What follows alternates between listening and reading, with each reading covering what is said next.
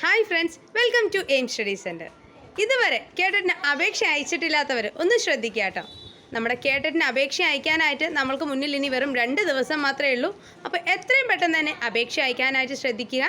അതേപോലെ നിങ്ങൾക്ക് ഡിഗ്രിയും അതോടൊപ്പം TTCയും ഉള്ള ആളുകളാണെങ്കിൽ നിർബന്ധമായും കാറ്റഗറി 1-നും 2-നും അപേക്ഷ അയക്കാനായിട്ട് ശ്രദ്ധിക്കുക. അതേപോലെ BEd ഉള്ള കുട്ടികളാണെങ്കിൽ 2-നും കാറ്റഗറി 3-ക്കും അപേക്ഷ അയക്കാനായിട്ട് കൂടെ ശ്രദ്ധിക്കുക കേട്ടോ. കാരണം ഏതെങ്കിലും ഒന്ന് നമ്മുടെ കയ്യിൽ നിന്ന് മിസ്സായാലും മറ്റേത് തീർച്ചയായും നമുക്ക് ക്വാളിഫൈ ചെയ്യാനായിട്ട് സാധിക്കും.